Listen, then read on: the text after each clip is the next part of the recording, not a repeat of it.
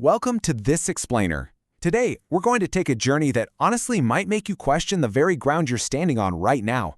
From the tiniest subatomic particles all the way to the limits of human consciousness, we're going to completely dismantle what it actually means to say something is real.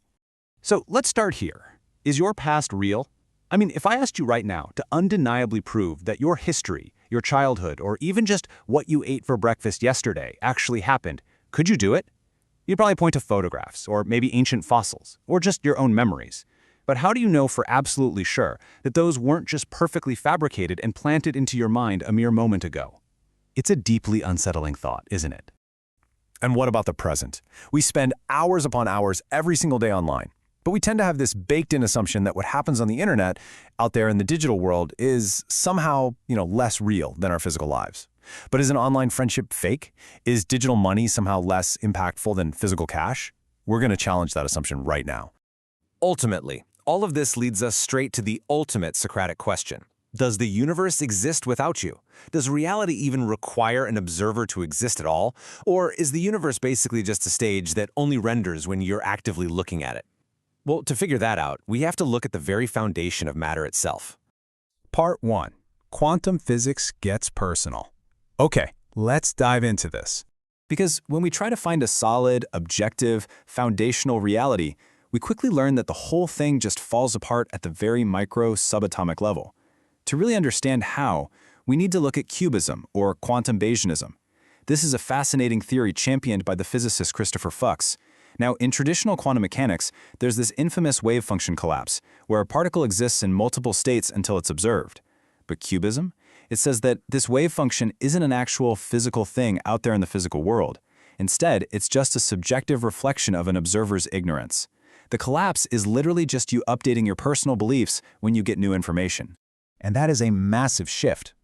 Traditional objective views, like the Copenhagen or many worlds interpretations, they treat the wave function as a shared objective reality. But cubism proposes the highly radical idea that the wave function describes the observer, not the world. Because it doesn't belong to the system itself, each observer has their own completely private wave function. My wave function doesn't have to align with yours at all. And Christopher Fuchs literally hit the nail on the head here. Quantum mechanics is a law of thought. He's basically telling us that a single, objective reality out there in the universe might just be an absolute illusion. Reality, at its most fundamental level, is intensely personal and entirely subjective. Part 2. Plato's Digital Cave. Let's zoom out to the macro scale of human society. If quantum physics tells us objective reality is an illusion, what exactly are we all experiencing every day? Well, we're going to connect this idea of quantum subjectivity to Plato's ancient allegory of prisoners staring at shadows on a wall. What we are experiencing is consensus reality. It's simply what the majority of people agree is real, based on shared beliefs and experiences, rather than absolute objective truth. Our so-called real physical world is often just an agreed-upon illusion. In Plato's cave, the prisoners believed the shadows were absolute reality, because, well, it was all they knew. Today, we've built a new cave, but it's not necessarily a bad thing. We often contrast the physical, real world with the virtual world of the internet. But modern researchers argue that Web 2.0, social networks, and virtual environments aren't just fake escapes from reality. Actually, scratch that. They represent our new consensus reality. They actually liberate us. The internet breaks the physical chains of space and time that held us prisoner, allowing us to face a much broader, limitless world of shared ideas. But of course, choosing your reality comes with a catch. As Cypher famously said in The Matrix, ignorance is bliss. This classic sci-fi quote perfectly bridges the gap between society's digital cave and the ultimate trap inside our own individual minds. What if you could build a cave that was so perfect you literally never wanted to leave? Part 3. The Experience Machine. So we are shrinking the scale completely inward now, focusing entirely on the individual human mind by looking at a famous thought experiment designed by the philosopher Robert Nozick. So the crucial point is how this hypothetical machine actually works. Step 1, you describe your perfect, most ideal life to a team of scientists. Step 2, they induce you into a permanent coma, floating in a fluid tank with electrodes on your head. Step 3, the simulation runs. You experience flawless, continuous joy, completely unaware that it's fake. And the kicker? You will never wake up, you will never interact with actual people ever again. So I want to ask you directly, right now, would you plug in? Would you trade your free will, your real-world struggles, and your actual physical relationships for guaranteed, perfectly tailored happiness? Nozick argued that most people wouldn't, which proves we value something way more than just personal pleasure. We actually value authenticity, even if it hurts. But here is where it gets really tricky. How do you know you haven't already plugged in? This leads us to last Thursdayism. It's the totally unfalsifiable hypothesis that the entire universe, including your memories, your perceived history, and ancient fossils, was created mere days ago. Just like in the experience machine, your consciousness simply cannot empirically prove its own backstory. I mean, we believe the Big Bang happened 13.8 billion years ago.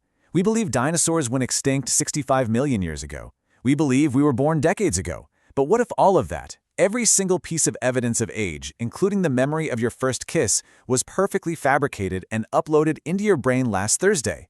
It totally tickles the brain, right? Because from inside your subjective experience, a manufactured history feels exactly identical to a lived history. Part 4. The problem with mind uploading. This undeniable limit of human consciousness brings us to one of the most hotly debated topics in modern tech. Visionaries like Elon Musk suggest that soon we might be able to capture a snapshot of our minds and upload them into humanoid robots. But does transferring your mind actually preserve the real you? Now, what's really interesting about this slide is the dark reality of mind uploading. It might actually be terrifying. We hear about substrate independence, the idea that your mind can live on a computer chip instead of a biological brain, but there's a massive copy problem. Copying a brain emulation transfers your memories, but it absolutely does not guarantee subjective continuity. The terrifying result? A flawless imposter wakes up in a robot body, thinking it is you, while the original, biological you simply dies. Mind uploading could literally be the perfect, undetectable murder. Part 5. The thread of continuous experience.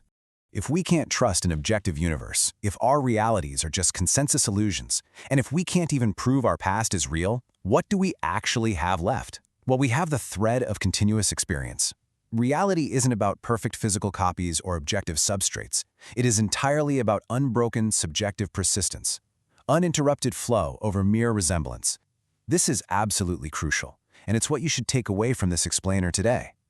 The unbroken thread of your present consciousness, experiencing this very moment, right now, is the only reality you can truly trust. We must cherish the vivid now. Because, as we've seen, your consciousness cannot verify its own origin, and it cannot confirm its own past. All you have is the continuous flow. So I'll leave you with this final provocative thought. If your memories were completely fake, and your reality was 100% simulated, but your subjective conscious experience remained perfectly unbroken, would it even matter? Think about that the next time you assume your reality is the only one out there. Thank you so much for joining me in this explainer. Keep questioning your world, and I will see you next time. Welcome.